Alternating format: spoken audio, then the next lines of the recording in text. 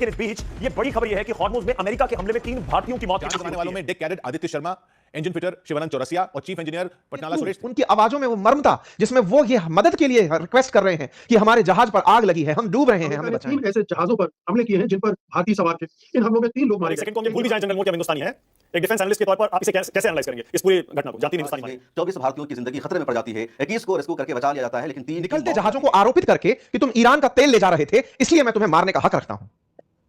ना तो ये पानी अमेरिका की बपौती है और ना ही ईरान नाम लेने से भी वो डर रहे हैं उनके मुंह से। पहले चाइना का नाम नहीं निकलता था, फिर पाकिस्तान का नाम निकलना बंद हुआ, अब अमेरिका का नाम निकलना भी बंद हो वार्निंग शॉट दे सकते थे, आप उसको रोक सकते थे। और ये सैंक्शन लगाने का क्या मतलब है कि हमने सैंक्शन लगाया हुआ है? यूएस कौन होता है दुनिया की किसी भी ईरान की शिप्स या वेनेजुएला या उस पे सैंक्शन लगाने? मोदी जो अपने पूरे ट्विटर पर सिर्फ और सिर्फ विदेशी नेताओं की जो बधाई आई है उसका जवाब दे रहे हैं, जो पूरी तरह से चुप है, जिनके होठ बिल्कुल सिले हुए हैं। एनालिसिस करिए और ऑब्जेक्टिव एनालिसिस करिए।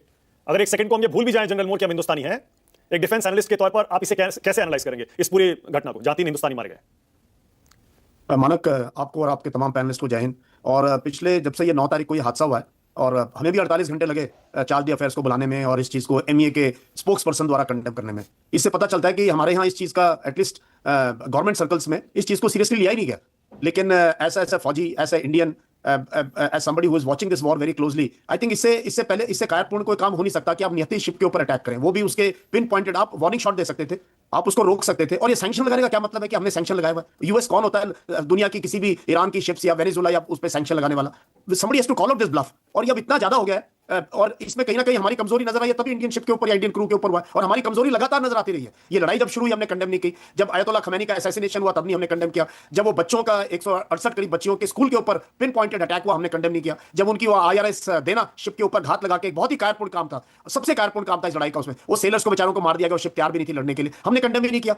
तो अब नेचुरली अगर आप कमजोर हो आप बुली होते रहोगे।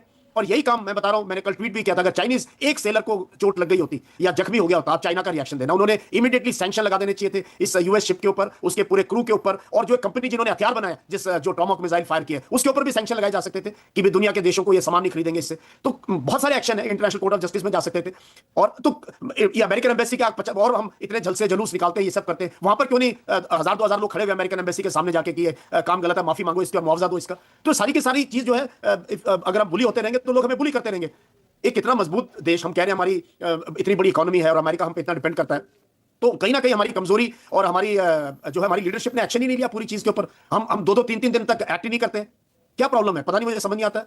तो ऐसे वैसे भी किसी कई बार करना गलत है जी। जनरल कई बार ये नॉन अलाइन मूवमेंट या मल्टी अलाइन मूवमेंट, ये जो हमारी पॉलिसी है, ये बैकफायर कर जाती है क्या? ऐसे में रशियन और चाइनीज, ठीक है आपने सही कहा, चाइनीज एक आदमी मर गया होता, तब तक उन्होंने आसमान सिर पे उठा लिया होता, पूरी दुनिया सिर पर उठा ली होती। रशियन एक क्रू अगर उसको खरोच भी आ जाती, फायरिंग हो जाती, कोई घायल भी हो जाता, तो भी उन्होंने कड़ा जवाब देना था। हम ये जो मल्टी अलाइनमेंट कर रहे हैं, इसके क्या डाउनसाइड भी है क्या जनरल मोड? क्या बोल ही नहीं पा रहे? नहीं, मल्टी अलाइनमेंट का मतलब है कि हम सही चीज पे सही टाइम पे बोले। और हम पता जो हमारी इमेज है दुनिया में, हमारी जो इमेज है कि भाई भारत जो है हमेशा कमजोर के साथ खड़ा रहेगा, भारत इनजस्टिस के साथ खड़ा रहेगा, भारत जो है जहां कहीं भी गलत होगा उसकी आवाज उठाकर करते रहे हम पहले।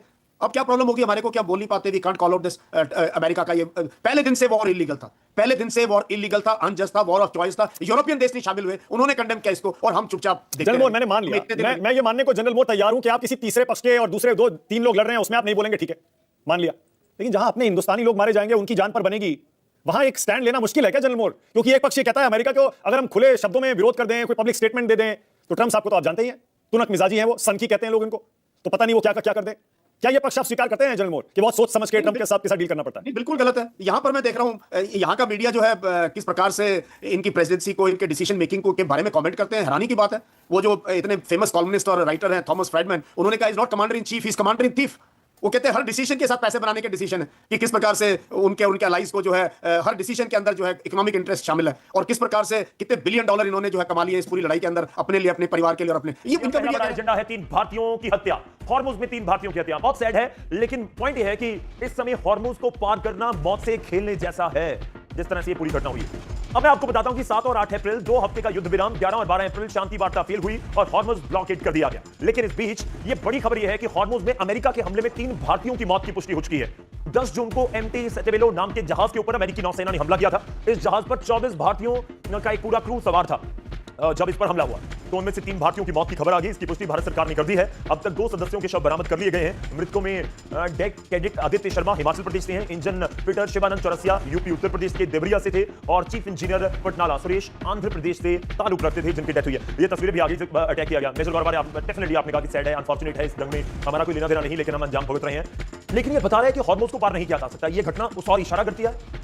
नहीं, बात यह है कि सारी की सारी लड़ाई हॉर्मोज की ही है, लेकिन यूएस को यह सोचना चाहिए बहुत गलत काम करा है। It must be condemned in the strongest language, जो कि यूनाइटेड स्टेट्स ऑफ अमेरिका ने करा है। 3 भारतीय मारे हैं जी। आप नॉन कॉम्बैटेंट्स पे कैसे हथियार चला सकते हैं, मुझे ये बात समझ नहीं आई। दे आर नॉन कॉम्बैटेंट्स, उनका इस युद्ध से आपको बम मारने हैं ईरानी फौज पे। आप ईरानी फौज पे, हमने इसी स्टेज पे ये बोला था ना, मेनाब के स्कूल पे उन्होंने टॉमहॉक मिसाइल मारी थी अमेरिकन ने। बिल्कुल इसी स्टेज पे मैंने बोला था कि this is not war, you don't kill children and call it war. एक शॉट से बच्चों को मार दिया। ये देखिए ना, जब भी आप इनोसेंट्स के ऊपर हमला करते हैं वो लड़ाई नहीं है। जंग के कुछ उसूल होते हैं, आपको रोकना है, आप रोकिए, वार्निंग शॉट दीजिए, जो भी करिए। आपने एक फायर करा, वहां पे एक मिसाइल आपने मारी, आपने अपनी कैनन से फायर करा और वहां पे 3 लोगों के घर उजड़ गए। आई मीन ये क्या है? ये तो बर्बरता है and this must be condemned in the strongest terms.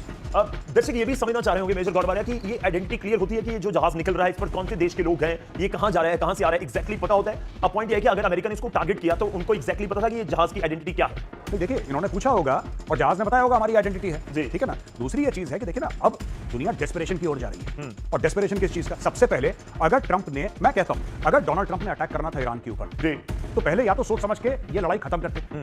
आपने ऐसा करा, आप जीत गए, जैसा कि ट्रंप खुद क्लेम कर रहे हैं, हमने तो पूरे ईरान को बर्बाद कर दिया, ईरान घुटनों पे आ गया है, Iran is begging for a cease. I have not heard Iran begging.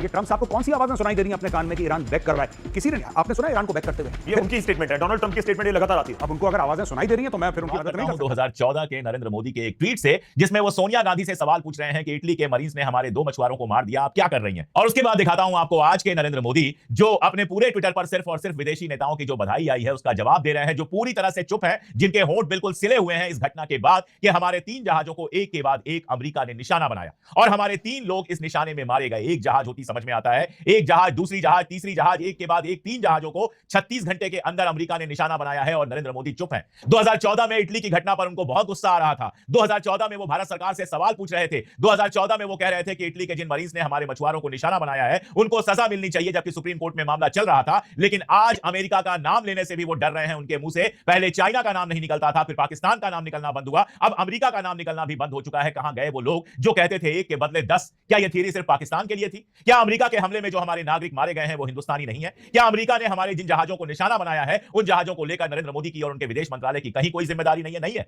अगर होती तो नरेंद्र मोदी 2014 की तरह आज भी उबल रहे होते। अगर होती तो आज भी वो ट्वीट कर रहे होते और my dear friend Donald Trump से सवाल पूछ रहे होते कि तुमने हिंदुस्तानी जहाजों के ऊपर, ऐसी जहाजों के ऊपर जिनमें हिंदुस्तानी सेलर्स थे, कैसे हमला किया और क्यों हमला किया।